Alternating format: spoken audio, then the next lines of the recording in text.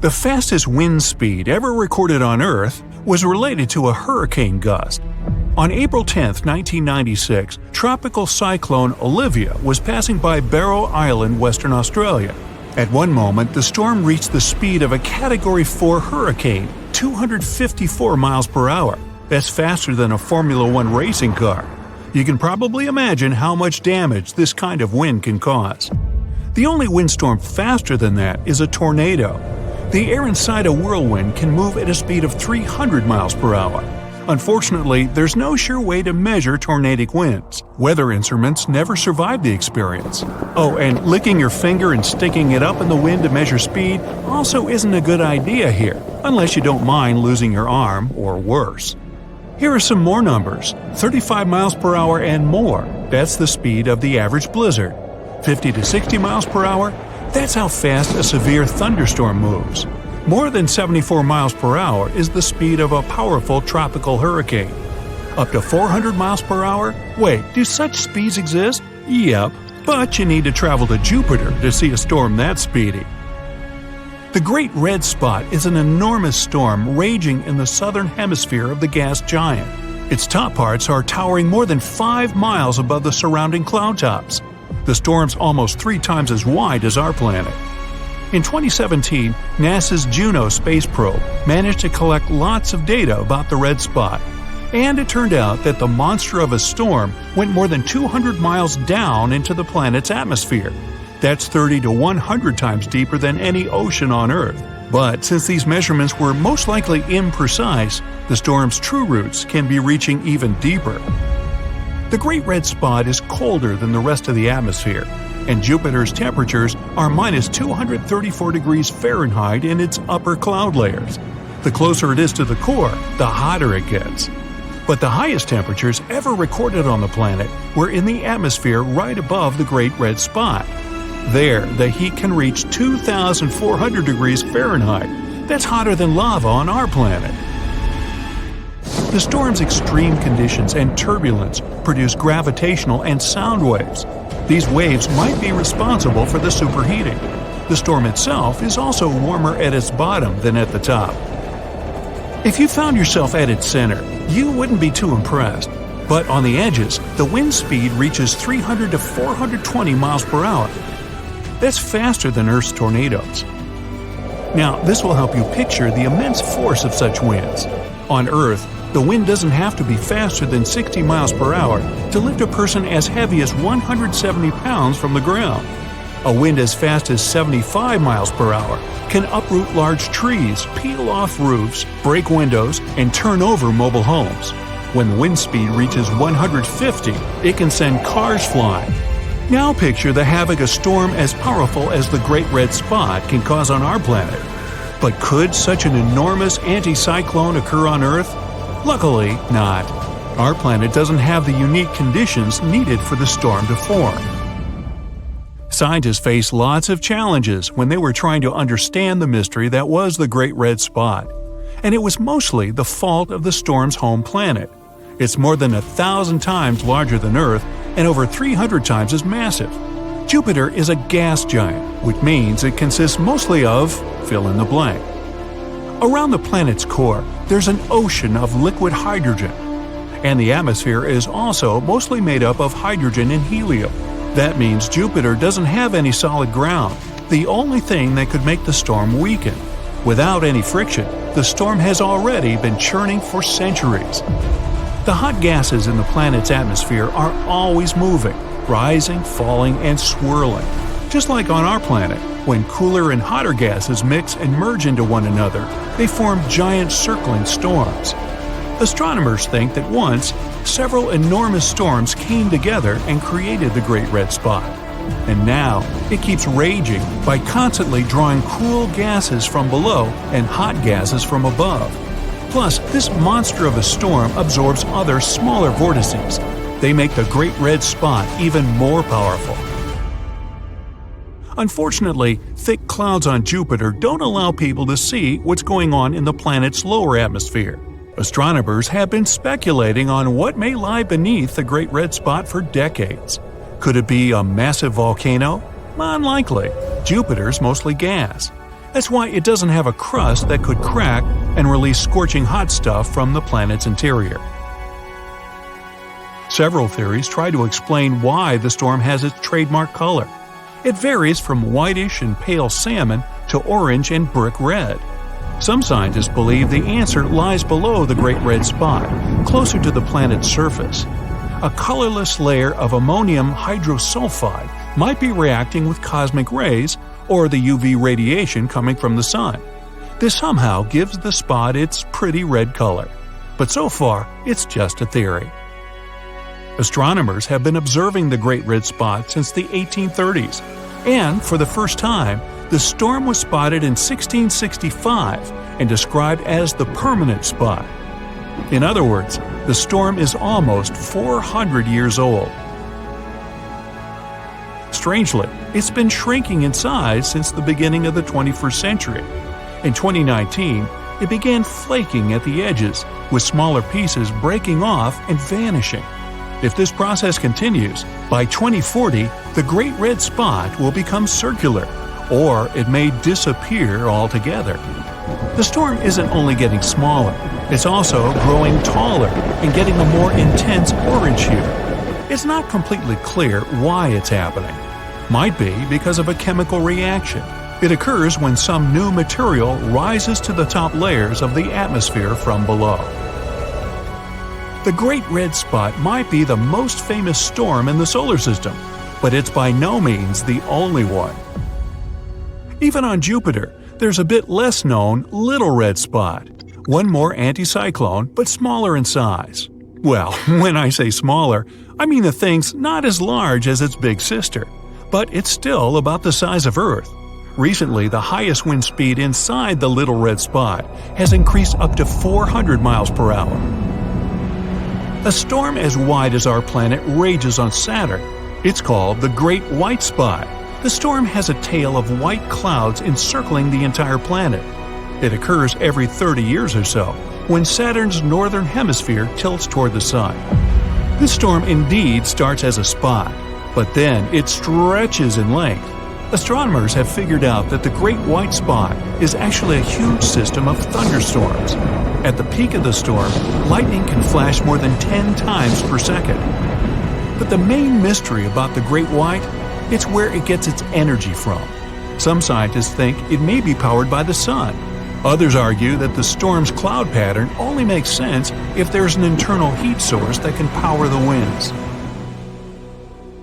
Great dark spots on Neptune are massive storms that form in areas with high atmospheric pressure. That's different on Earth. Here, storms appear when the pressure is low. Around the spot's edges, the wind speeds can reach 1,300 miles per hour. Astronomers have observed 6 dark spots on Neptune so far. These powerful storms get born deep in the planet's atmosphere, and the darker a storm is, the brighter the methane clouds around it are. Another monster-sized storm raging on Saturn looks pretty much like a hurricane or typhoon on our planet. It has an eye and spiraling clouds surrounding it. But compared to Earth's hurricanes, the one on the ring planet is titanic. On Saturn, the eye of the storm is up to 1,250 miles across. The bright clouds closer to the edges of the hurricane are moving at a speed of 330 miles per hour. But one of the most unusual things about this storm is its shape. It has 6 sides and is known as the hexagon. When astronomers saw the first images with the vortex, they did a double take. The thing was just too similar to our storms. And still, the one whirling on Saturn has an eye that's almost 20 times larger than any people have seen on Earth. The storm also moves 4 times faster than hurricane winds on our planet. Saturn's atmosphere has little water vapor. How the bizarre hexagon storm is getting by in such conditions is a mystery. Plus, unlike the constantly drifting hurricanes on Earth, the one on Saturn seems to have nowhere to go. For some inexplicable reason, it's stuck at the planet's North Pole. It was September 2nd, 1859. People all over Europe and North America woke up at night, confused and still tired. They were sure it was already morning.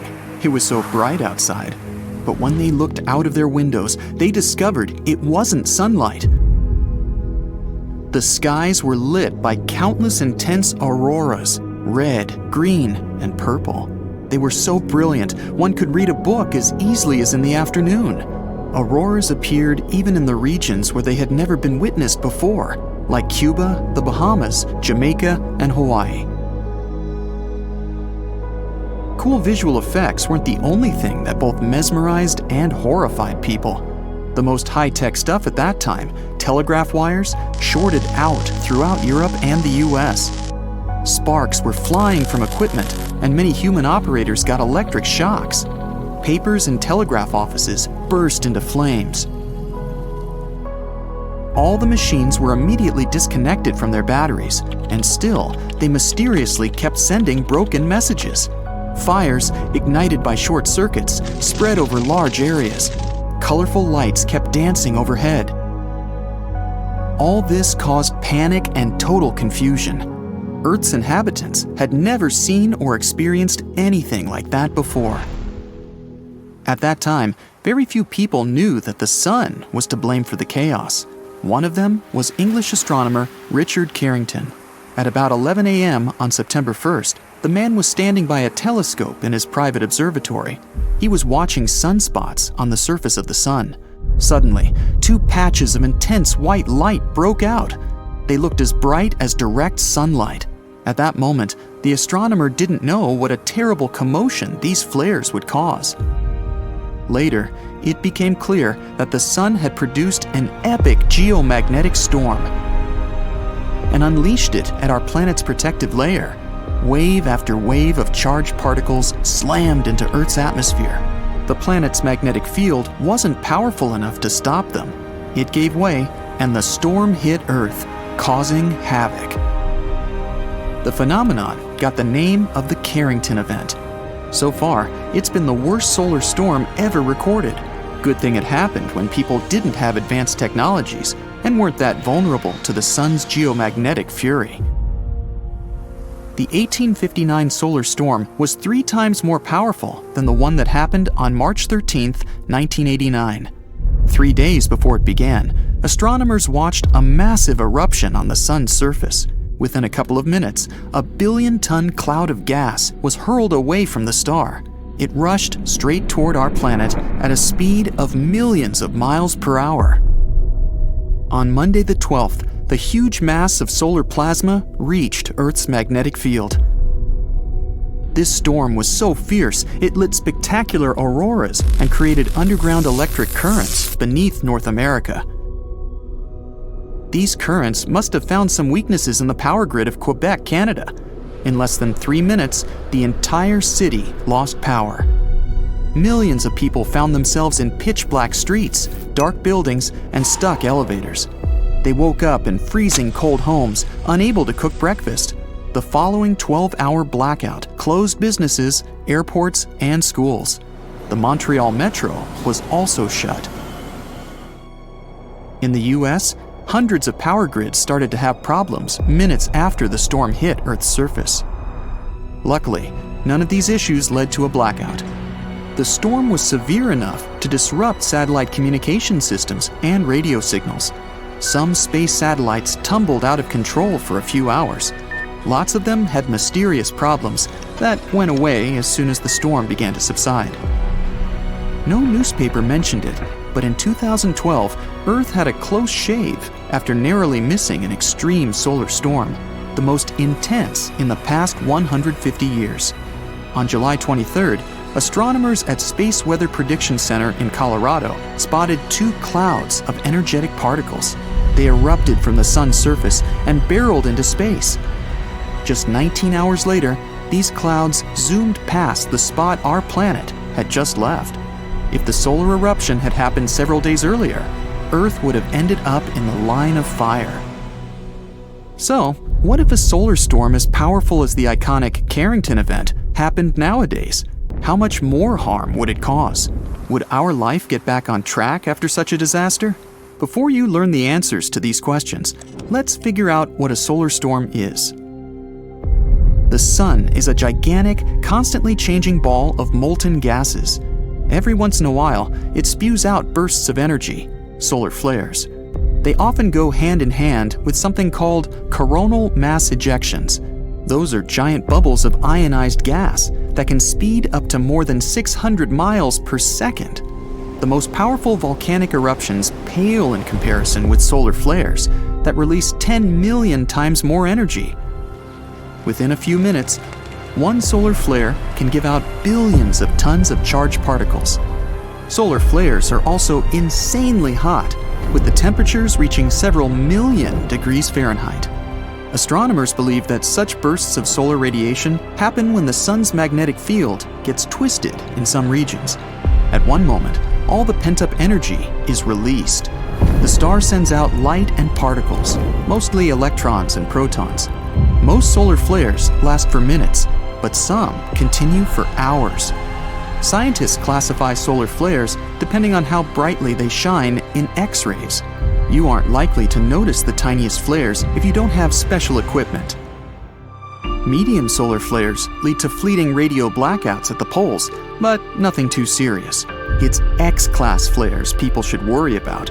They cause the strongest and longest-lasting solar storms.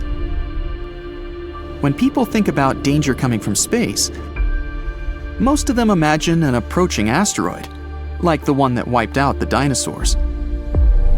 But apparently, we should be much more worried about our good old sun. A super strong solar storm heading toward Earth won't happen at once. First, there will be high-energy sunlight, mostly ultraviolet rays and X-rays. They will ionize our planet's upper atmosphere and mess up radio communication. After that, a radiation storm will hit Earth. And finally, several days later, a colossal cloud of charged solar particles will reach our atmosphere. The particles will interact with the planet's magnetic field and wreak havoc all over the world. If an intense solar storm happened these days, it would start by disrupting GPS and knocking out satellites. If any astronauts were spacewalking at that moment, they would have a mere minutes after the first flash of light to find shelter. Their spacecraft would likely be properly shielded and safe enough. The main challenge would be to get inside in time. After that, the storm will proceed to interfere with satellite communications. That's why tons of your daily activities, from calling your friends to paying with your credit card, would be at risk. But one of the worst consequences would be connected with power grids. Power surges caused by the particles coming from the sun would damage giant transformers. Those take ages to replace, especially if hundreds or even thousands get wrecked. In some places, a failure of one power grid would make others collapse as well, creating a domino-like reaction. Picture living without electricity for a day, a month, a year. No light, no computers, no phones. Water supply systems out of order. No food in supermarkets. Plus, without electricity, it would be next to impossible to reboot the already failed power grids. A powerful solar storm would cost people $1 trillion to $2 trillion, and that's just during the first year after it happens. It would take the world another 4 to 10 years to recover. The damage to all kinds of satellites alone would reach $70 billion. Under majestic auroras, people would have to get used to a new, dramatically different lifestyle. No doubt, we'd have some kind of warning. Modern equipment all over the world and in space doesn't stop watching the sun even for a second. Once a bad solar storm happens, people would have some time to prepare, between several hours and a couple of days. And if transformers are taken offline in time, the consequences won't be so dramatic. Now, the following news might sound scary. There are also superflares. In comparison to them, our sun's bursts of radiation are small potatoes. Superflares mostly occur in young and active stars. In 2016, astronomers saw such a phenomenon. A star 1,500 light-years away from Earth produced a flare that was 10 billion times more powerful than any of those that burst from our sun. It doesn't mean we're safe here on Earth. Even our middle-aged sun knows how to produce superflares, but while young stars can have them once a week or even more often, for the sun, it's once in a few thousand years. And still, if people don't figure out how to protect the planet, just one superflare can shred our ozone layer and wipe out life on Earth. In September 1859, scientists observed the first confirmed powerful solar flare. The sun threw a large amount of radiation, energy, and plasma material into space. This was a massive and devastating disaster, but it happened 93 million miles away, so it probably wasn't such a big problem, right? Well, actually it was.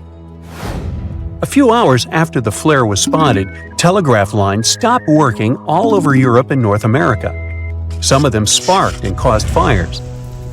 People realized that the sun was not only the source of light and warmth, but also danger. Scientists called that day the Carrington Effect.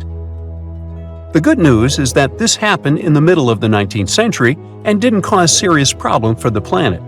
The bad news is that scientists are warning that in 2025, Earth will experience even more powerful solar storms caused by a coronal mass ejection. This is a giant cloud of plasma or charged gas. At one time, the sun can throw billions of tons of this material into space. Then, all this flies at high speed through space. Some of the material can reach our planet in 15 hours, the rest in a few days. During the journey, it captures and accelerates any charged particles encountered along the way, which increases its intensity and power. And then, this unstoppable array of energy crashes into our planet. It heats the upper layers of the atmosphere, increases its thickness, and disturbs the work of satellites. They slow down and lose altitude. Communication with satellites becomes unstable, GPS is buggy, data is poorly transmitted. Also, solar-charged gas penetrates into our power grids, transformer booths, and stations. It leads to massive failures that ruin the work of the entire technological chain. A powerful solar attack on several power plants can trigger a power outage in a large city. The internet, phones, social services, networks, nothing will work. We may lose connection with each other. Many large companies will go bankrupt, and the planet may face economic crises. These are big problems, but not the most serious ones. Electric plants serve boiler houses and water pumping stations. Solar storms could stop water from getting to our homes. You wouldn't be able to buy groceries in stores without cash. Of course, we can restore all this, but we'll have to live in the Iron Age for a while. But the worst thing is that a prolonged solar storm can suspend food production. For example, this year, a geomagnetic storm caused by solar storms shut down GPS satellites that are connected with modern tractors, so farmers couldn't work. What would happen if such storms happened every day for a year? We would probably start missing many items in supermarkets. Besides, maritime navigation also depends on satellites. Thanks to them, ships calculate the latitude and longitude of their location. If the satellites are damaged, ships may get lost in the ocean. Even whales get lost in the ocean during magnetic storms. Many birds navigate with the help of magnetic field during long flights to the south. So, not only people, but also animals may experience serious problems. Solar storms heat the upper layers of the Earth's atmosphere and thus make the air thicker. The movement of satellites slows down because of this air resistance. They lose altitude, and one of these satellites is Hubble. Yes, the very telescope that provides us with incredible pictures of space. Scientists say that it will fail much earlier because of solar attacks. You've probably heard on the news that solar activity has recently caused electromagnetic storms on Earth. But fortunately, it hasn't affected our lives in any way. The only problem was headaches, high pressure, and mood swings during those storms. It seems like an ordinary thing, but scientists don't have a consensus on this topic. No one has proven exactly how and why magnetic storms affect our condition. Yes, during storms, the planet's atmosphere becomes less dense, and perhaps this affects our blood pressure, like it happens when the weather changes. So people with cardiovascular system problems should be careful. But the effect on our nervous system, fortunately, is quite insignificant. It's possible that when people hear about a coming magnetic storm and feel unwell, they experience a placebo effect. But there's also good news. All these charged solar particles interact with atoms and molecules in Earth's atmosphere. This interaction leads to beautiful northern lights. It's good to spend some time away from your gadgets and look up at the sky sometimes. One of the biggest storms occurred on March 13, 1989. On March 10th, the Sun ejected a gigantic volume of coronal plasma. The amount of that material was the size of 36 Earths. The solar cloud was flying to us at 1,000,000 miles per hour, and a couple of days later, it crashed into our planet's magnetic field. The collision caused a geomagnetic superstorm. People watched some of the brightest and most beautiful auroras in history. The light show covered most of the planet, but after a beautiful performance, problems followed. The solar storm was so powerful that it went through the atmosphere and reached Earth's surface. First, it disrupted the operation of satellites and then damaged electrical networks. For example, it destroyed a transformer at a nuclear power plant in New Jersey. Energy companies in Canada went down because of systems overloading. As a result, about 6 million people in northeastern Canada lost electricity for 9 hours. This was the largest power outage caused by a geomagnetic storm. Yeah, there were more powerful storms in the mid-19th and early 20th centuries, but the planet wasn't covered by so many power grids at that time. More powerful storms may occur in 2025. The question is, will we be ready for them? Careful study of solar activity can help us prepare. If we know in advance about an upcoming storm, then scientists can switch off some systems and turn them on afterward, theoretically. If the activity of the Sun increases every year, then we'll have to come up with new innovative ways to protect ourselves. Who knows? Maybe scientists will cover all our electrical appliances and stations with a layer of special protective material. Anyway, we must do everything possible not to harm Earth's magnetic field, because if this shield disappears, the surface of our planet will resemble that of Mars. But what causes these solar storms, and why do they affect us so much? Okay, imagine a guy with a nice hairstyle who goes to bed.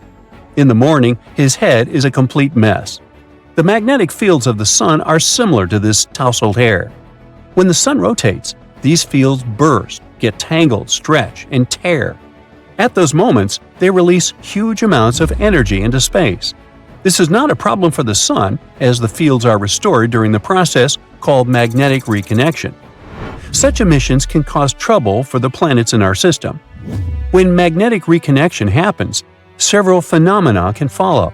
One of them you've already heard about. It's a coronal mass ejection. But there's another terrible thing that the Sun does, and it's called solar flare. Imagine a bright burst of solar radiation containing electromagnetic waves, X-rays, radiation, and visible and ultraviolet light. During flares, the Sun releases an enormous amount of this destructive energy, and it spreads through space at the speed of light. It takes 8 minutes for this explosive wave to reach our planet. Fortunately, we don't get much damage from these flares because Earth's magnetic field and atmosphere protect us. Strong flares can disrupt radio waves in the upper atmosphere and affect the operation of satellites, but it's nothing critical. Another solar phenomenon is called a radiation storm.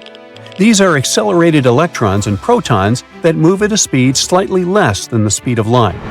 Thanks to Earth's magnetic field, radiation storms don't harm our planet too much, but they pose a danger to astronauts and satellites.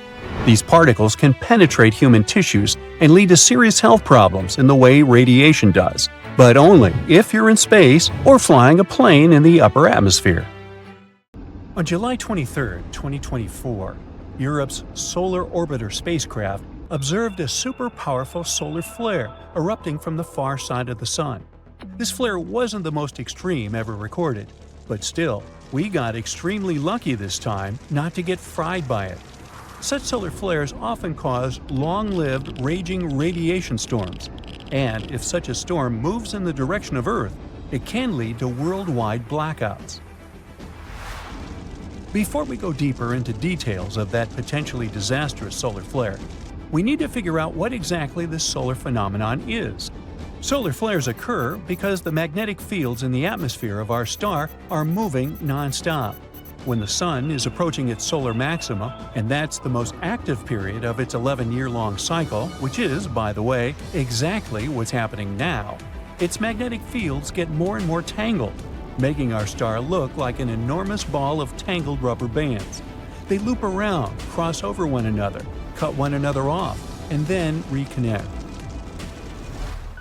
Ever seen iron filings sprinkled on a bar magnet? These filings line up along the magnetic lines of force. Like that, the hot plasma on the surface of the Sun is at the mercy of the magnetic lines of force. Sometimes, when the magnetic fields interact with each other, some plasma gets disconnected from the fields, and its particles accelerate to immense speeds and send powerful radiation to space. That's what a solar flare is. Other times, our star throws off massive amounts of matter. Those events are coronal mass ejections, CMEs. Just one CME can contain as much as 20 billion tons of material. If that material were rock, it would create a mountain about 2.75 miles across and almost a half a mile tall. The ejected material often travels at a speed of over 1,000,000 miles per hour. Solar flares and CMEs are the most powerful explosions in the solar system, releasing unimaginable amounts of energy. Solar flares have their own classification according to their strength. The smallest and weakened ones are A and B class. Then there are C and M class solar flares, and the strongest are X class flares. A number from 1 to 9, and in some cases a larger one, accompanies each letter. That's similar to the Richter scale for earthquakes. A and B class flares are too weak to affect our planet. As for C class flares, they may have small, noticeable consequences. M class flares can cause short radio blackouts at the poles and weak radiation storms that can still harm astronauts. But the most dangerous of them all are X class flares. These are flares more than 10 times more powerful than X1. That's why the classification of X class flares can go higher than 9. Now let's get back to that recent solar flare. It was X14 Class 1. Now, we already know that it means it was an extra strong flare. Other large flares astronomers have detected recently include an X12 solar flare that happened on the 20th of May and an X10 flare that occurred on the 17th of July. All of them have come from the backside of the Sun. If we talk of the Earth side of our star, the largest solar flare that has been recorded so far within this solar cycle happened on the 14th of May. It was an X8.7 flare that led to radio blackouts, and a strong geomagnetic storm leading to magnificent auroras all over the world occurred a few days earlier. Powerful coronal mass ejections accompanied this storm. As for the July X-class flare, it was so powerful that it could have ended up tragically for us. Luckily, all that magnetically charged plasma blast that accompanied the flare didn't travel in our direction. If it had, it would have been quite the solar storm. Auroras would have been incredibly impressive and a wee bit terrifying in their magnificence. But at the same time, such a dynamic blast of energetic particles hurtling our way could have caused major technological problems and electrical blackouts, like the event in 1989, which severely harmed Quebec's power grid, or a much earlier catastrophe that still managed to cause a lot of harm to the world. I'm talking about the Carrington Event, which occurred in 1859 and was the first documented solar flare affecting our planet. It happened on the 1st of September and was named after Richard Carrington, the solar astronomer who witnessed the flare through his own telescope and sketched the Sun's sunspots. According to scientists, that flare was the most powerful documented solar storm over the last 500 years. The Carrington Event triggered auroras that were visible as far south as the Caribbean. It led to severe interruptions in telegraph services all over the world, even shocking some telegraph operators and sparking fires after discharges from the lines ignited telegraph paper. Another major solar flare that erupted on the 4th of August, 1972, destroyed long-distance phone communication across a few states, including Illinois. This event even made the American Telephone and Telegraph Company redesign its power system for transatlantic cables.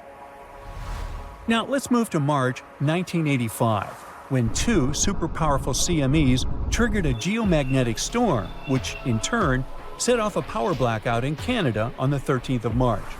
This blackout left around 6 million people without electricity for 9 hours.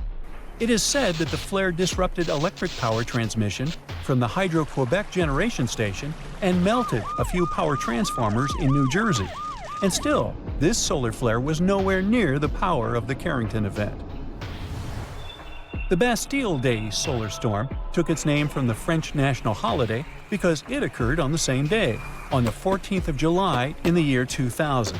It was an X5 class event that caused some satellites to short-circuit and resulted in radio blackouts. It's still one of the most highly observed solar storm events.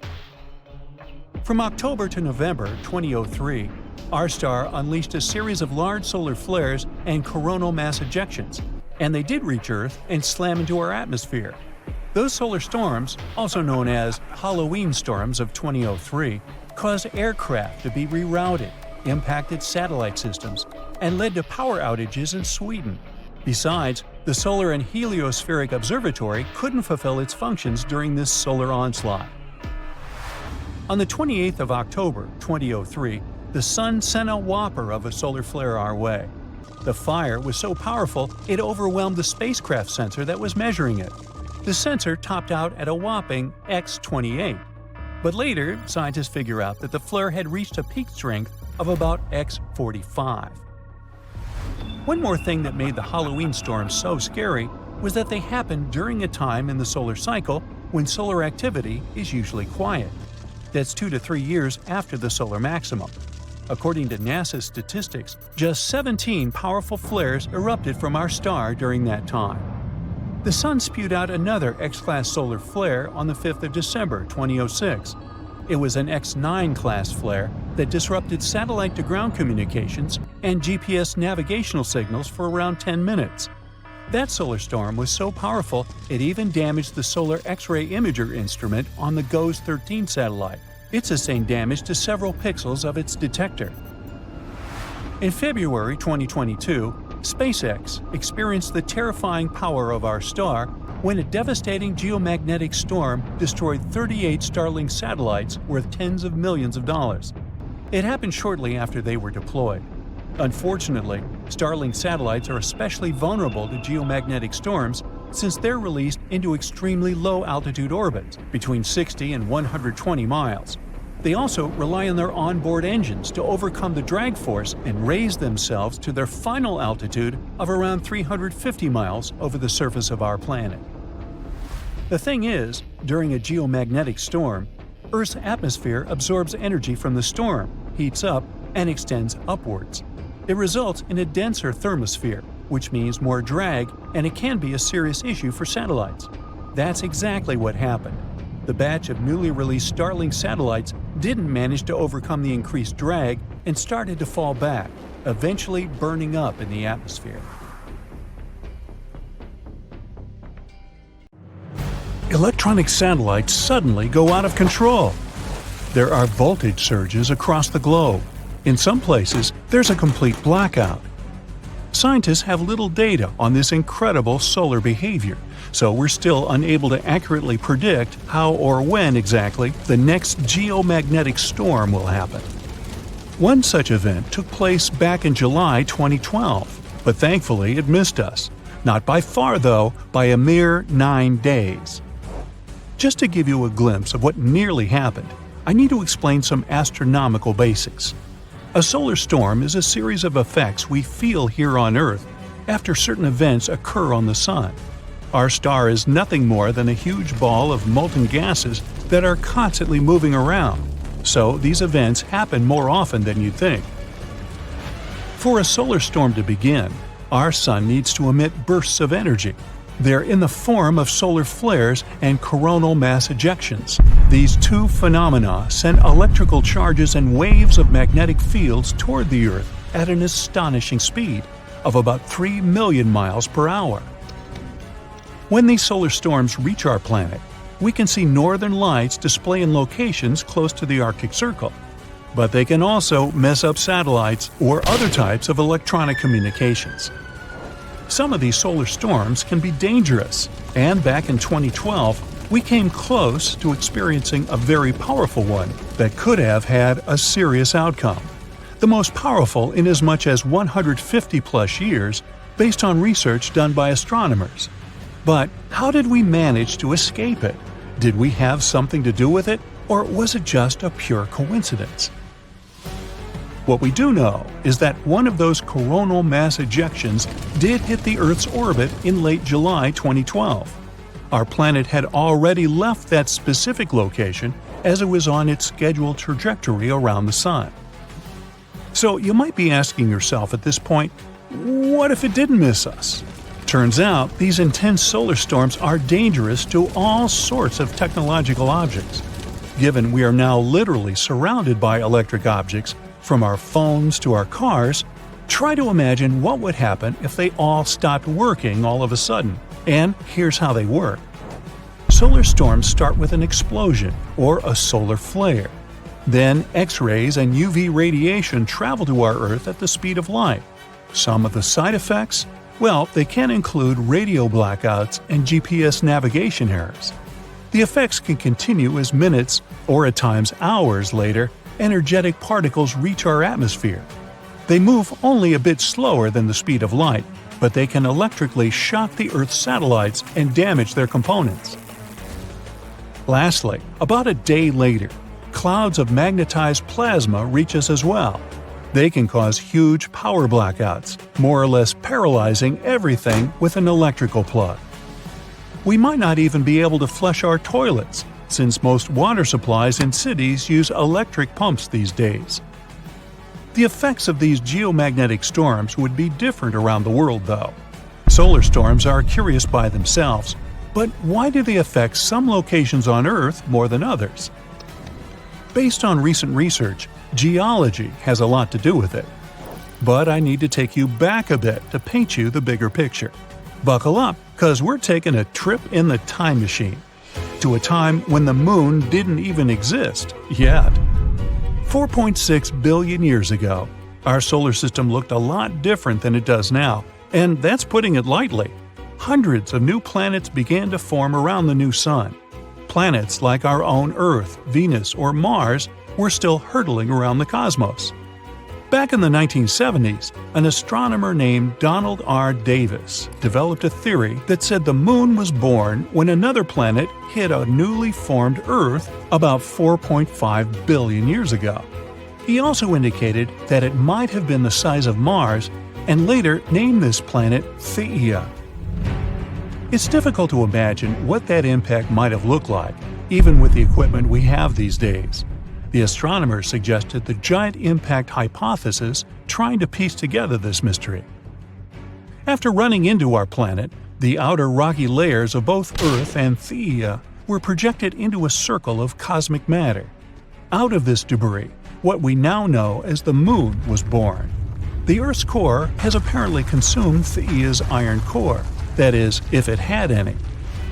Our planet also got into the position it occupies today.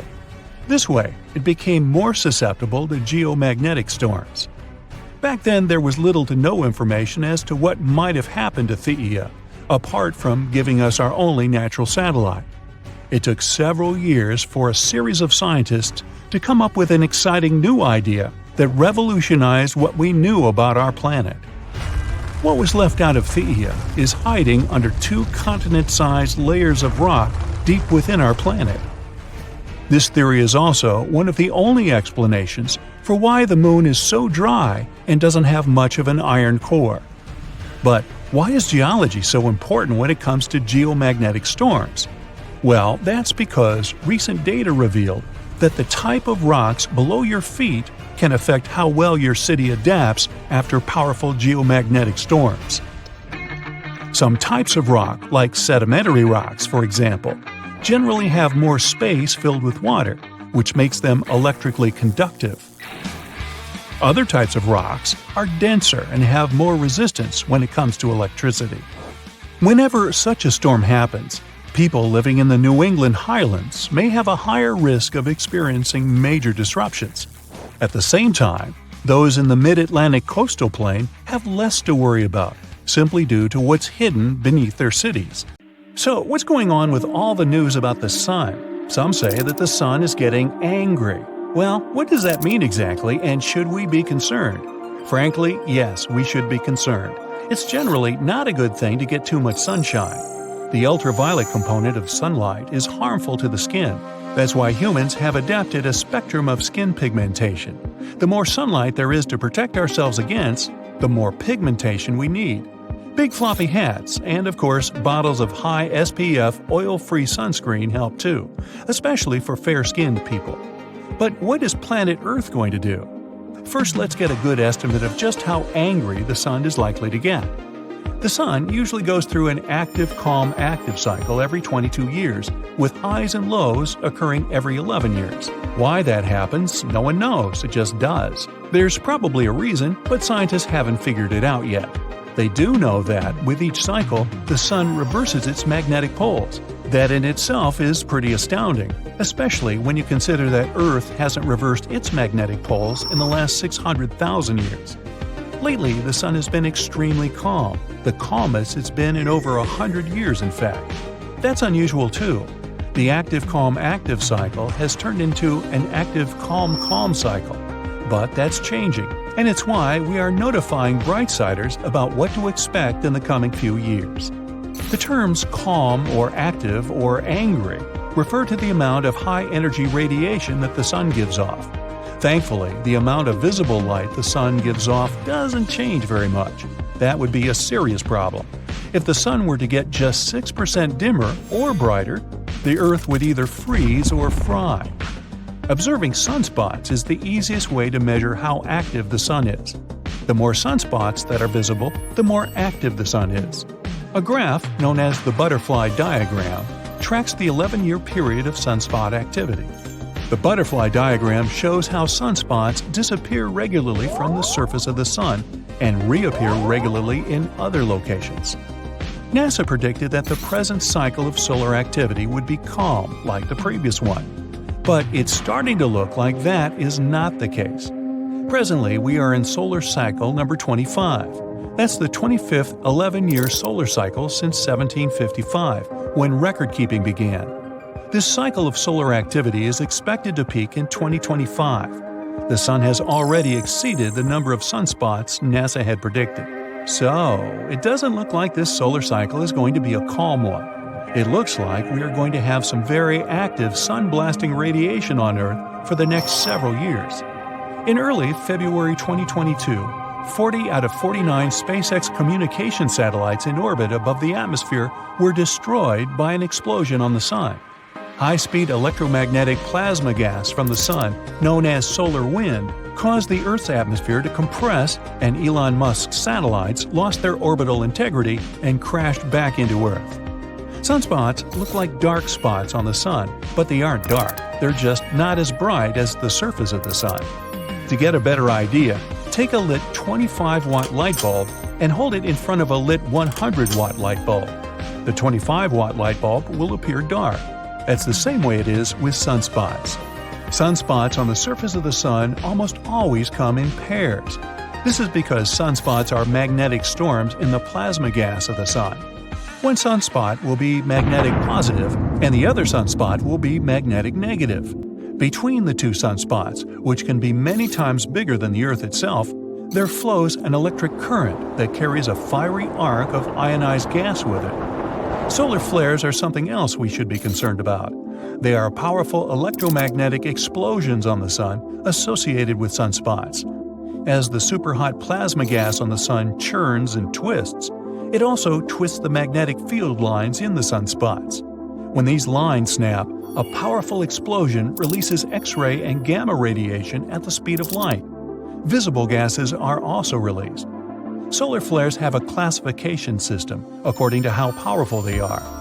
X-class solar flares are the most dangerous.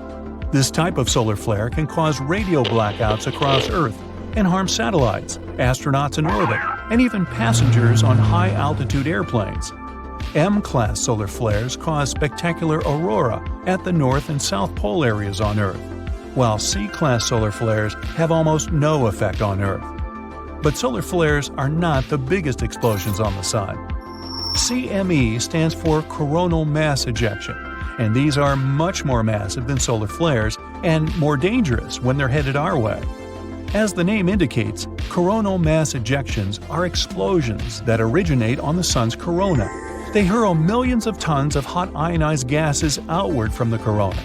The word corona is derived from the Latin word for crown, and it's the layer of thin bright gas around the sun's surface.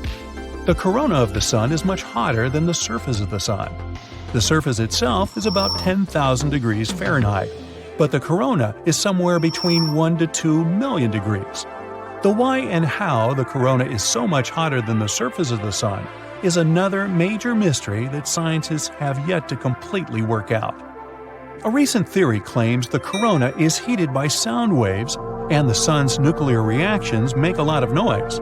Project GONG, which stands for Global Oscillation Networking Group, was set up on Earth to monitor the sound waves on the sun. Cool, huh? Turns out the sun is ringing or oscillating like a bell. And we have 5 observation sites across the globe, one in India, Australia, one in the Canary Islands, one in Chile, and one in California, that keep a constant watch over the 10 million sound waves moving on and around the sun. Now that the sun is entering an active phase, we can expect to see more powerful CMEs heading our way. The gases expelled by the sun are ionized and stripped of electrons by the intense heat. This causes them to form a proton storm that can travel through space at speeds of around 500 miles per second. These positively charged atomic nuclei will mostly be blocked or deflected by the magnetic field that extends around Earth. Our atmosphere is no help against a proton storm, although the last mile of air above the surface of the Earth stops the harmful X-rays from solar flares. The particle wind from the sun can only be stopped by Earth's magnetosphere. We can look forward to some spectacular aurora around Earth's magnetic poles, and it's very possible that these aurora will extend down to the mid-latitudes when the Earth is moving through a coronal mass ejection. Currently, the United States has a space probe headed for the solar corona. Because the corona of the sun extends outward for many millions of miles, the Parker Solar Probe, as it's called, is cruising 3.8 million miles from the surface of our star, or about 1/10 the distance to Mercury. The probe is experiencing temperatures of 2,400 degrees Fahrenheit, but it is also kept at perfect room temperature. A 4.5-inch thick carbon composite heat shield protects the telescopes and magnetometers in the probe that measure the intensity of the solar wind. The 5 antennae that protrude into the coronal gases are made of a niobium alloy, which can withstand the extreme temperatures of the corona. The recent double calm cycle of the sun is a bit concerning when trying to predict how active the sun will get this cycle. The sunspots completely disappeared for a long time from the entire surface of the sun. It is as if the magnetic distortions we usually see on the photosphere of the sun had collapsed into its interior. Intense magnetism is coming to the surface now and breaking through into the corona. The National Center for Atmospheric Research in Boulder, Colorado, is predicting that this solar cycle, cycle number 25, will be one of the strongest ever. The last solar cycle was very calm, with a sunspot count of only 116. The average is 170. But the prediction for this cycle is between 210 and 260 sunspots, which would be one of the strongest cycles ever. We stand to lose more satellites to a stronger solar wind. We can also expect electric grid overloads as the proton storm peaks in 2025. That means we should expect an interruption to our internet services as positively charged protons get into the wires, run into the transformers, and overload them. On March 12, 1989, a powerful CME hit Earth and created absolute havoc with our power grids. Will we experience anything of this magnitude in the near future? Well, stay sharp, Brightsiders. From where we stand, the sun seems so calm and peaceful. But like humans, and basically the whole living world, the sun has its own phases when it's more or less active. It's just that the consequences are way bigger and more chaotic when the sun becomes hyperactive. Let's zoom in to see what's happening up there. So one of the ways we measure the activity of our star is by counting sunspots on its surface. Sunspots are dark patches that form when the sun's magnetic field gets all tangled up. It's simple. The more sunspots, the more active our sun is. And it seems the sun has been partying like crazy recently. The number of sunspots scientists have seen is the highest for nearly 21 years. In June, 163 sunspots appeared on the sun's surface. The last time we had so many dark patches across the sun was in September 2002, when there were 187 of them. Uh-oh. It seems this chaotic party is getting closer to its peak. And that's something we call solar maximum. How does all this even happen? The sun's magnetic field is strong and organized at some point. But as we said, sometimes comes the time when it kinda ends up tangled. Sort of like a ball of rubber bands that are wound together very tightly. This also means plasma is rising from the surface, forming loops, and causing a mess in the shape of solar flares and something we call coronal mass ejections, CME. That's when plasma in the sun's upper atmosphere, called the corona, goes crazy and bursts really strong. Then at some point, this ball snaps and completely flips and turns the South Pole into the North Pole and vice versa. All this happens every 11 years or so. So when the sun comes into this phase when it becomes very active, it shoots out hot blobs of plasma, gets big dark spots as large as planets, and releases powerful eruptions of energy and radiation. Something fascinating happens when the sun becomes more active. A thing called plasma waterfall or polar crown prominence, PCP. It's like a mini eruption that starts on the sun, and it seems like it tries to get away, but then the sun's magnetic field pulls it back before it can escape into space. And this plasma waterfall's really spectacular. It goes up to 62,000 miles above the surface. It's like you stack 8 Earths on top of each other. Then there's something called a polar vortex. It's like a gigantic halo of plasma that rotates around the sun's north pole really fast. This vortex happens when a large tentacle of plasma snaps apart and falls back toward the surface, similar to how a plasma waterfall forms. Scientists don't know why this plasma stays above the sun's surface for so long. And one of the cool examples of CMEs was a giant one in the shape of a butterfly in March this year. It got such an unusual shape because it exploded on the side of the sun we couldn't see, so it was impossible to fully measure how strong it was. Fortunately, that one didn't explode in our direction, but it might have hit Mercury a little bit. And it's possible it knocked off some dust and gas since Mercury has a weak magnetic field. All this sounds cool in theory, but it's not such good news for us. Because of all this, we might experience more intense solar storms that can, again, lead to geomagnetic storms on Earth. And these don't just sound alarming, they indeed are. They create chaos and disrupt the magnetic field of our planet. Geomagnetic storms can create beautiful northern lights, true. But we'd all rather enjoy such beauties as the aurora borealis in regular conditions, or just watch a good old sunset above the ocean. It's not that every solar storm will necessarily hit Earth, even if there are more of them. To reach our planet, they must be pointed in the right direction at the right moment. But if that happens, the storm can ionize the upper atmosphere, and bye-bye our communications. It can cause temporary blackouts for systems such as GPS and radio. It isn't necessarily a big problem on its own, but it can be very dangerous if it happens at the wrong time, like during a tsunami or an earthquake. The storms can also damage electrical infrastructure, like rail lines and power grids. If you're on a plane at that time, you might be exposed to higher levels of radiation. It's still not clear how dangerous that will be for you, but it can be a serious problem for astronauts in space. When solar storms mess with the magnetic field, this can affect the migrations of some animals, such as sea turtles, whales, and birds.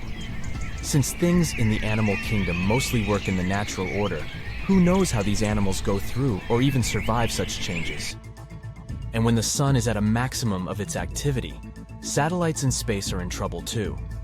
We have more satellites in space than ever before. And when the upper atmosphere becomes denser because of all these changes, this can push satellites in different directions. They might crash into one another, or some can even fall back to Earth, which again is only cool in movies with superheroes who can relatively easily deal with this stuff. Hopefully, we'll avoid a massive solar storm like the Carrington Event. The story was similar. In August 1859, astronomers across the globe watched how the number of sunspots was getting bigger and bigger. A man named Richard Carrington was among them. At the beginning of September, he was sketching the sunspots when, out of a sudden, he was blinded by a flash of light. It lasted around 5 minutes, but it was spectacular. He later described it as a white light flare. It was a very strong coronal mass ejection CME, and in only 17.6 hours, this storm crossed the long way between the Sun and our home planet, 90 million miles, and unleashed its force on us, even though this usually takes days. And when this storm started, telegraph machines across the world sparked. Operators got electric shocks, and paper even caught fire. People were really scared and confused because they had never seen such bright skies before. Some even thought it was the end of the world. The next day, telegraph workers still couldn't work properly because Earth's atmosphere was still charged. They even managed to send messages using the auroral current instead of regular electricity. But it brought something incredible, 2 stunning auroras in the sky. People in Hawaii and Cuba could see beautiful northern lights, while those as far north as Chile could see the southern lights. It's all slowly but steadily escalating. Take solar flares, for example. These are powerful bursts of energy from the sun. In 2022, there were 5 times more of these flares compared to the previous year.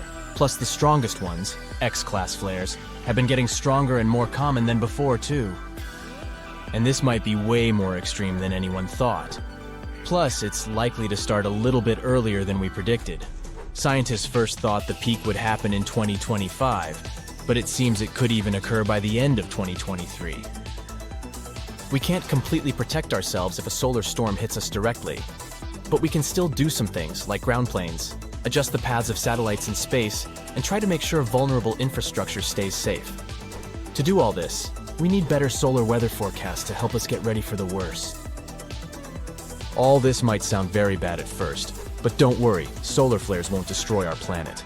They do send charged solar material toward us at pretty high speeds, but it's not like we're completely doomed if these things hit us. Our planet won't leave us unprotected. We still have the atmosphere and magnetic field that keep us relatively safe. Our thick atmosphere is like a shield that blocks radiation that might harm us. So these solar flares can mostly affect technology, but they won't destroy Earth. I guess we have our own superheroes after all. In May 2024, stunning auroras adorning the night sky demonstrated all the power that solar storms emit as radiation. But sometimes, our sun does things that are far more destructive. I'm talking about solar particle events. During these events, blasts of protons coming directly from the surface of the sun can shoot out like giant cosmic searchlights. According to records, an extreme particle event hits Earth every 1,000 years or so. It often causes bad damage to the ozone layer and increases levels of ultraviolet radiation closer to the surface of our planet. Luckily, Earth's magnetic field acts as a powerful protective cocoon for our planet, fending off electrically charged radiation from the sun. In its normal state, this field functions like a ginormous bar magnet, with field lines rising from one pole, looping around the planet, and dropping at the other pole. This pattern is sometimes called an inverted grapefruit. This vertical orientation of the magnetic field at the poles allows some ionizing cosmic radiation to get through the field as far down as the upper atmosphere. There, it interacts with gas molecules and produces the glow we know as auroras. But over time, Earth's protective bubble changes. In the past century, the North Magnetic Pole moved across northern Canada at a speed of about 25 miles per year. Plus, it weakened by more than 6%. Even more shockingly, according to geological records, there have been periods of time as long as centuries and millennia when our planet's magnetic field was super weak or entirely absent. But we'll talk about those tragic times later. It's easy to imagine what our planet would look like without its protective bubble if you look at Mars. The red planet lost its global magnetic field long ago. And once this field disappeared, most of Mars's atmosphere vanished too. In May 2024, a strong solar particle event hit the planet. It disrupted the operation of the Mars Odyssey spacecraft and made radiation levels at the surface of the red planet rise around 30 times higher than what a person receives during a chest X-ray. The sun's outer atmosphere constantly emits a changing stream of electrons and protons, the solar wind.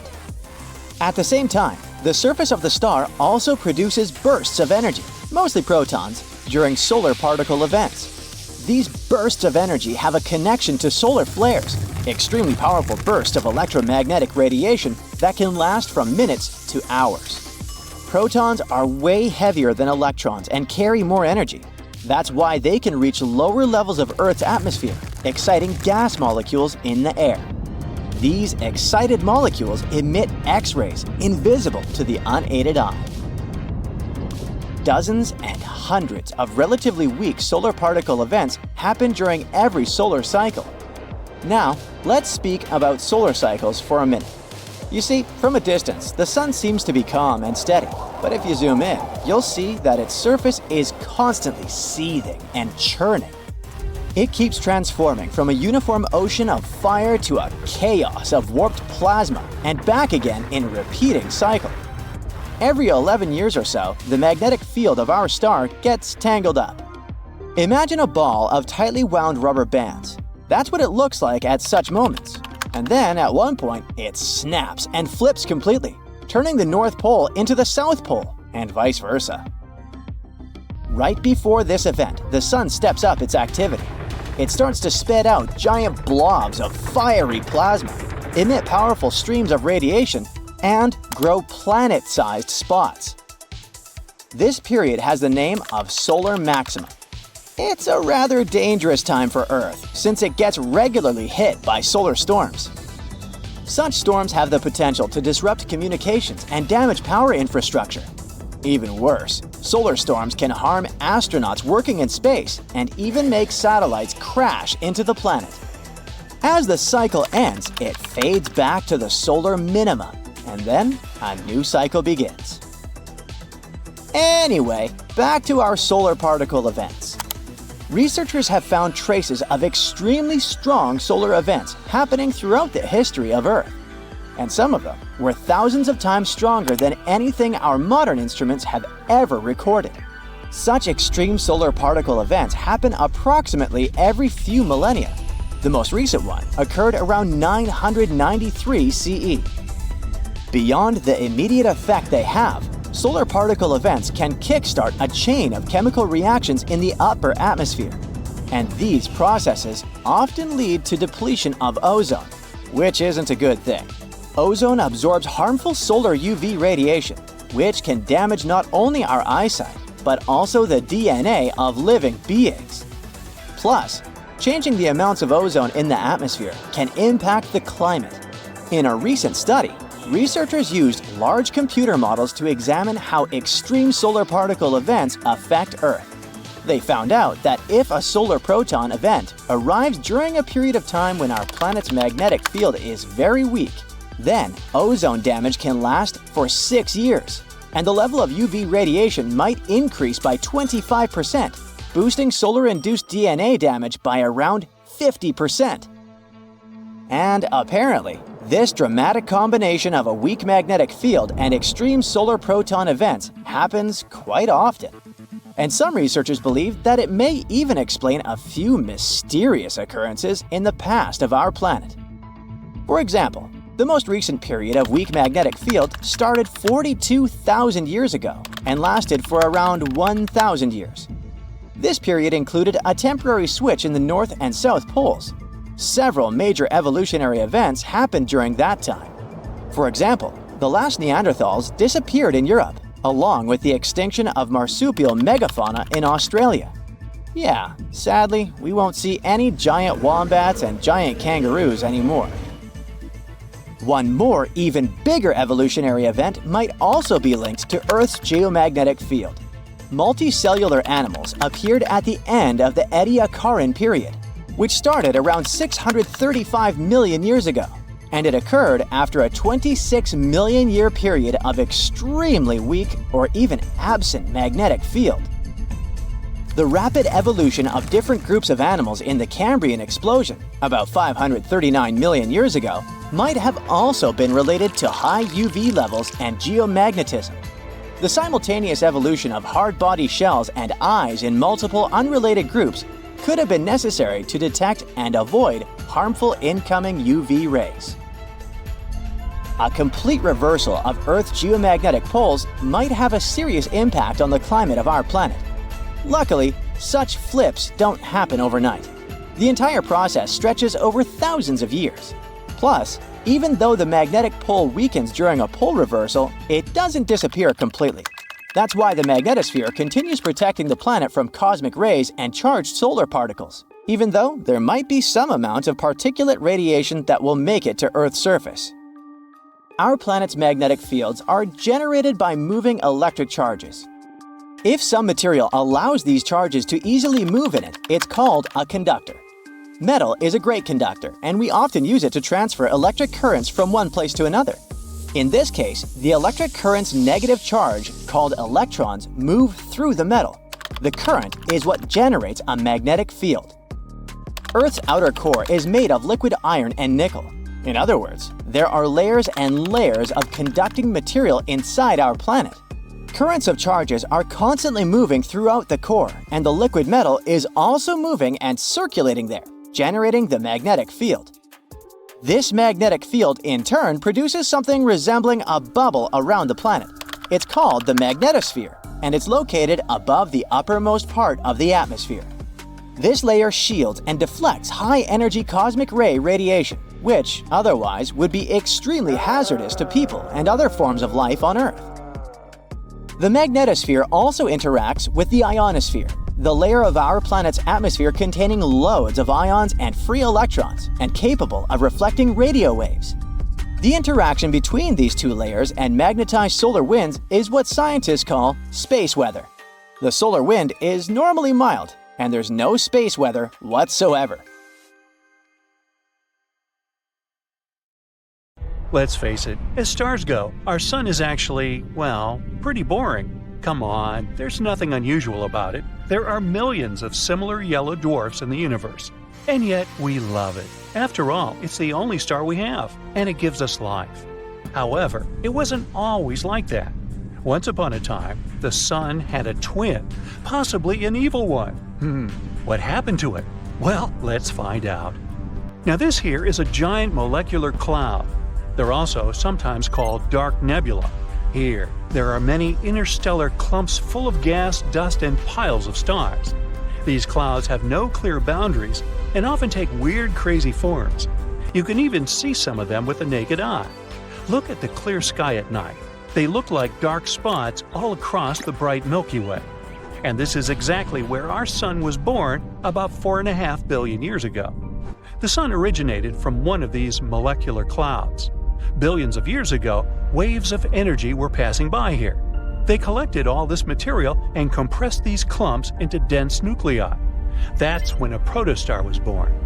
This young protostar was a ball of lukewarm hydrogen and helium.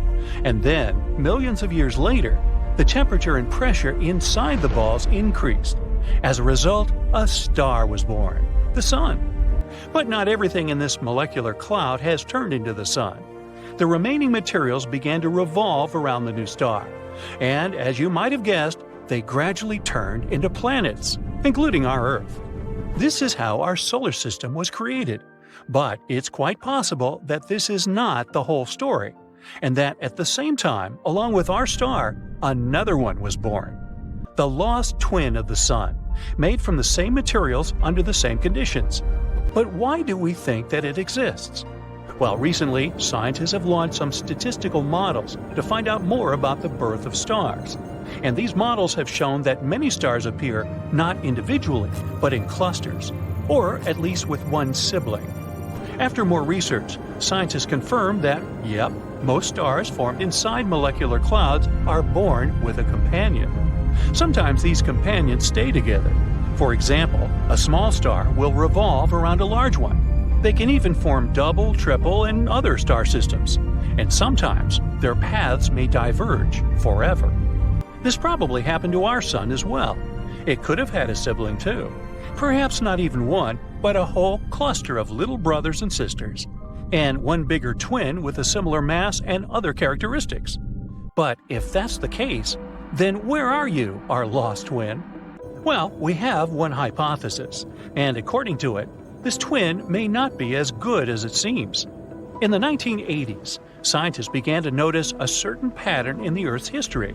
Approximately every 27 million years, give or take, large-scale extinctions occurred on our planet. Pretty strange, right? Every 27 million years in the history of Earth, some kind of catastrophe occurred that changed its biosphere forever, as if something, as scheduled, cyclically, caused them. Then an astronomer, Richard Muller, suggested that there may be something that caused the events, a certain celestial body.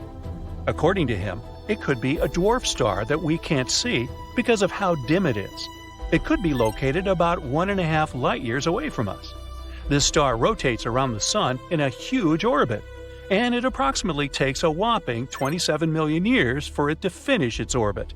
And when it gets closest to the Sun, it starts to cause complete chaos. While approaching us, this troublemaker changes the trajectories of comets in the Oort Cloud or the Kuiper Belt. As a result, all these comets start to rush straight toward us. Then they crash into the Earth and cause mass extinctions, just like it was with dinosaurs. This hypothetical star was named Nemesis. It's the name of the ancient Greek deity of retribution. What is it taking revenge on us for? No idea.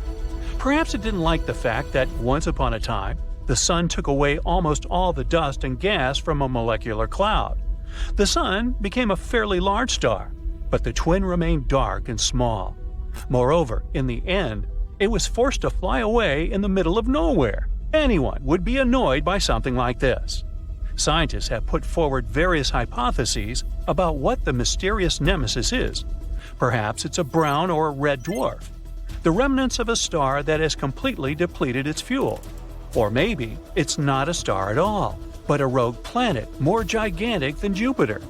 Well, whatever it is, its existence isn't particularly pleasant for us. However, all our attempts to find the culprit unfortunately failed. At the moment, we still haven't found any signs of Nemesis. Recent studies have called into question the theory of regular mass extinctions. If you look more into fossil records, you'll notice that these catastrophes occurred rather randomly, rather than on a clear schedule. Now scientists doubt if Nemesis may actually exist. They also say that any star moving in a similar orbit would be very unstable, and it's very unlikely that it could have survived for that long. But despite the lack of clear evidence, Nemesis had become quite famous online. Many articles and news still mention it in different contexts. They like to write off any dramatic events taking place in the world, like asteroid falls, tsunamis, and so on this mysterious star. So now, all this may seem like a typical urban legend. But let's not forget about something important. Even if Nemesis itself doesn't exist, it doesn't mean that the Sun didn't have a twin. First of all, everything we talked about at the beginning is still relevant. Most stars aren't born alone. The probability that our Sun also had a sibling is still very high. Secondly, there may be evidence of the existence of this lost twin, and is probably somewhere in the Oort Cloud. This is a huge cloud in the outer limits of our solar system. It consists of a bunch of comets and other cool rocks. Now, scientists believe that this cloud stores various remnants and fragments of everything that remained after the birth of our solar system. It's like a huge museum of our past. So, in this Oort Cloud, scientists have noticed something interesting. Basically, this region seems to be too heavy. What the Oort Cloud actually looks like doesn't correspond to our current models of the formation of the solar system. It's too heavy because there are some remnants of something in it. So, there used to be something in the solar system that we don't know about yet.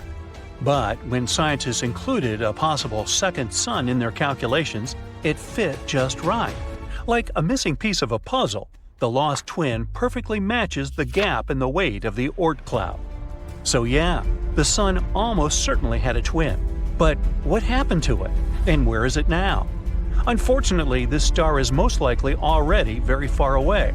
Probably after their birth, the Sun and daughter, Sun 2.0, spent only a couple of million years together, and then they had to separate completely. Now, the second twin may be hundreds of light years away from us. It can be anywhere in the Milky Way. And yeah, theoretically, we could find it, but that would be quite difficult. To do this, we need to find all the stars similar to our Sun, about the same age, all over the Milky Way galaxy. And even if we make a list of these stars, what's next? We have no way of knowing which one was really the twin of the Sun. So, the lost twin will most likely remain lost, and our Sun will remain forever lonely. Ah, what a sad story. But cheer up, for us it's probably the best. If we had two suns, perhaps the solar system would never have become what it is now. Our planet might not exist at all, and that means that there might be no life. So, we probably should be grateful for the sun's sacrifice. On the other hand, our sunsets would look like the ones they have on Tatooine. Cool. This is John. John seems to attract all kinds of bad weather and natural disasters wherever he goes. See for yourself. One day, John notices his dog is restless. The pooch keeps scratching the entrance door and wandering around the house. He even tries to hide in the corner, howling and barking. When some mugs start to clink in your cupboard, John realizes what it means. The noise is produced by foreshocks, mini earthquakes leading up to the main event.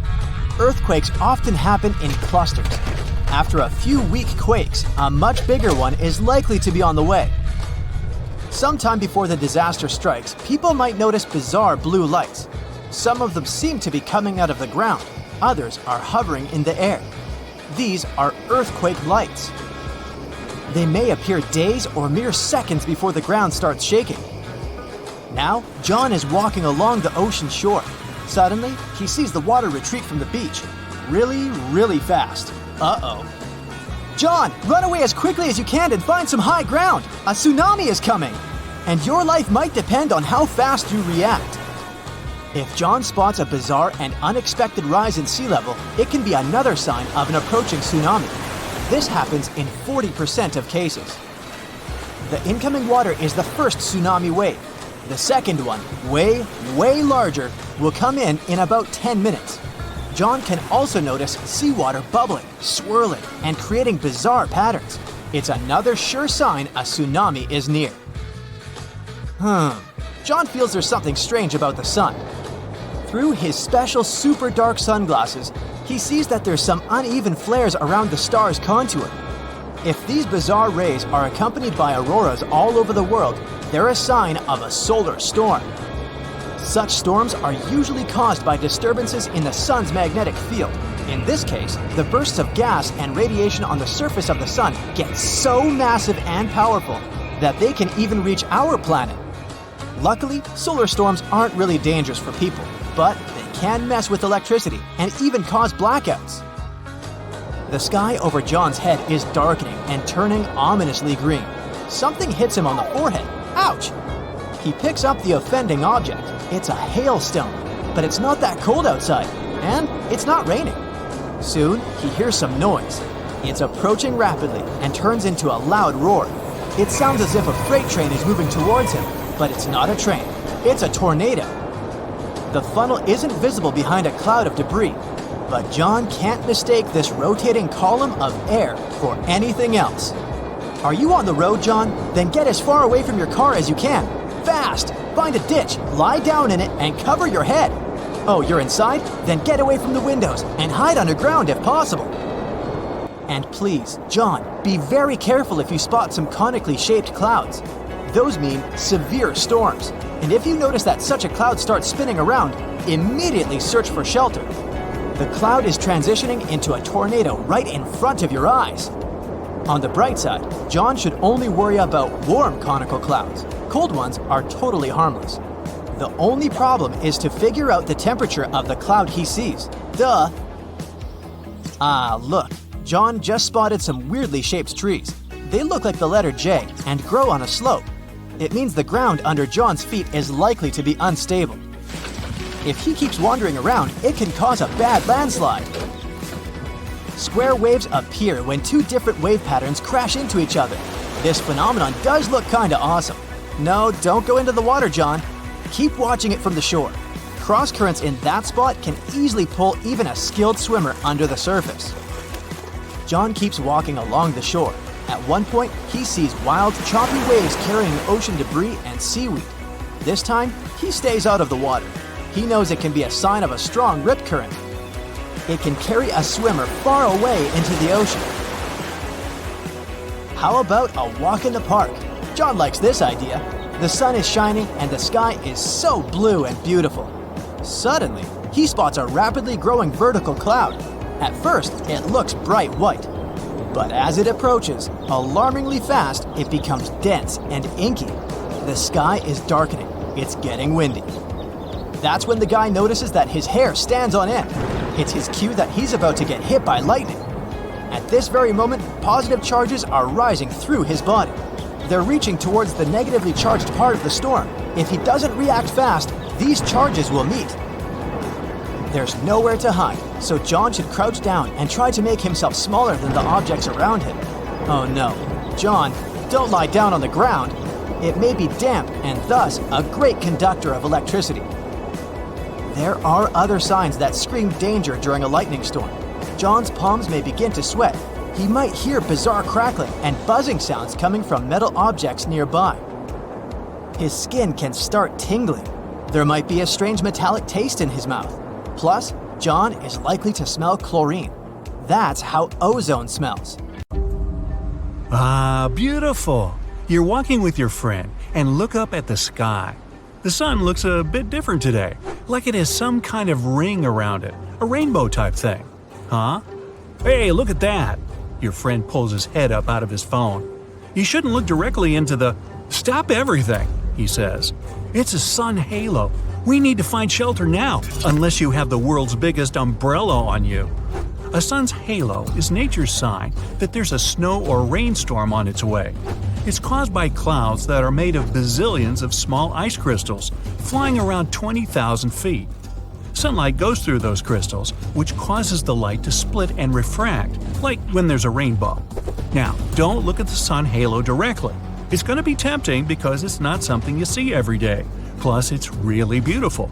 But ultraviolet light can burn the exposed tissue of your retina and cause serious damage. So, not worth it. Grab some sunglasses and you're good to go. This phenomenon lasts about 40 minutes. These clouds are the same ones that can cause a spooky ring around the moon at night sometimes. Nature sends early signs of disasters in many ways. J-shaped trees means there's a landslide coming. Since the ground is moving slowly, the trees grow into the super-selfiable shape.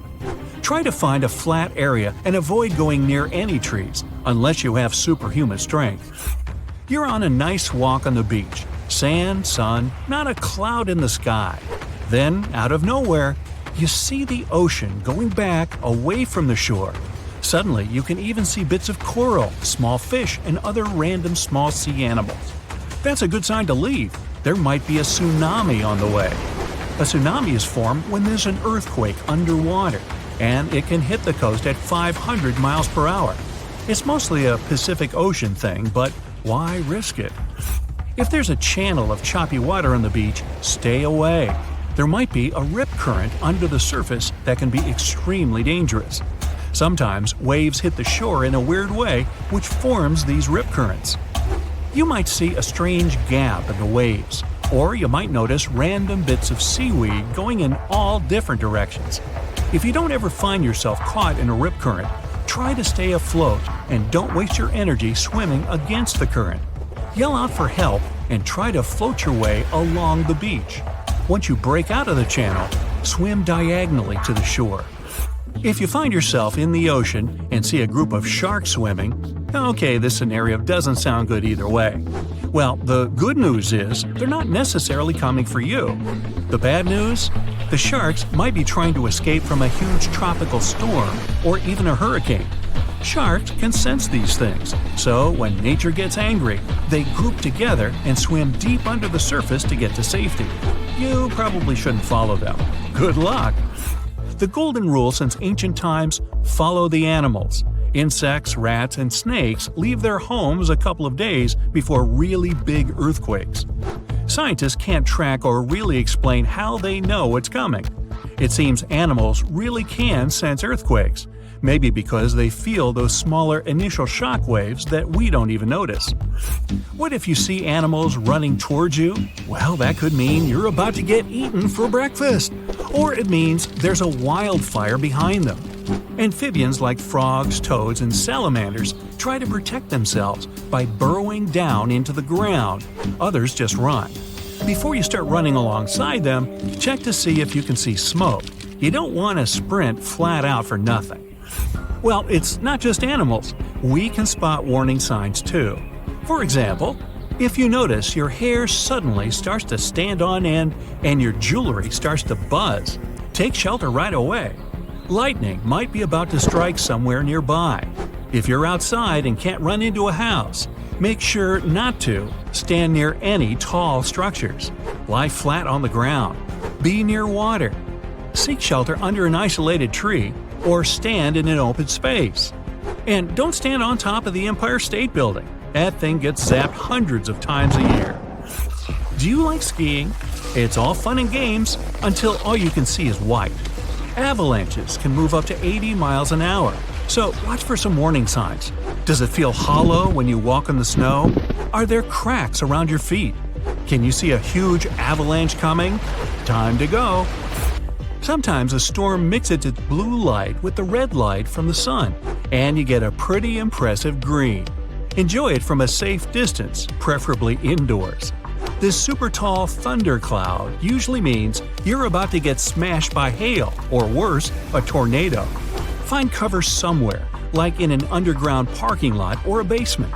It might be a bit embarrassing if you're wrong, though.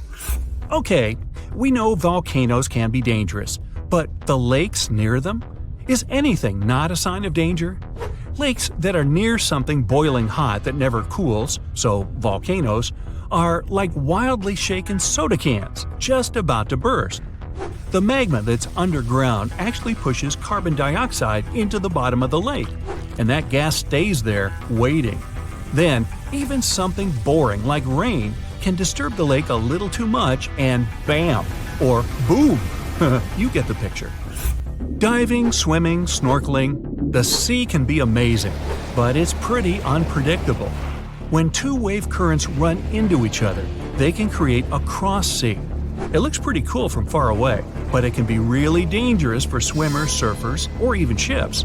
There's a strong current roaming around under the surface. You're walking on the beach, apparently every good story starts like this, and all of a sudden, woo, a cave. How cool is this? You should probably go in there, explore a bit, and no. If there's a full moon out, you might not be able to get out of that cave. A full moon affects the tide and makes it lower than usual. That cave might be more accessible, but instead of an exciting adventure, you could end up trapped in there until the next full moon. Bring a big lunch. A wall cloud is one of those things you're both excited and scared to see. Scared because you don't know what it is. Excited because, well, how often do you see something like that? Whatever you feel, tell your legs to start running. During a thunderstorm, these wall clouds sit lower than anything else and can be up to 5 miles long. And if they start spinning, well, Dorothy ended up in Oz. Who knows where you'll end up? It's 2009 in Italy. A man was hanging out in his kitchen. Then he saw some flickering lights. He knew just what to do. He moved his family to a safe place. A couple of seconds later, a massive earthquake hit the whole region. His family survived thanks to his quick reaction. He knew these flickering lights were actually a sign of an upcoming earthquake. People have been seeing these mysterious lights for ages. Some thought it was some kind of sign coming from space. Scientists never used to take them seriously, but after the invention of photography, more and more evidence of these strange lights appeared. Soon, they realized the connection. The lights appear, and pretty soon, the earthquake hits. After a bit of digging around, they actually found some records of these earthquake lights from hundreds of years ago. There were bluish flames coming out of the ground right before an earthquake. Ooh, creepy. Oh, ocean, come on, not you again. Okay, but just one more. If you see the oceans turned all reddish-brown, don't go in the water or anywhere near it. This red tide is caused by toxic algae. and is something you can find all over the world. That toxic algae can be there even if the ocean's a normal color. Getting that stuff all over you can cause some health issues. Rinse yourself off in fresh water as fast as you can. You know, they even wrote a holiday song about it. Algae Home for Christmas. No, really.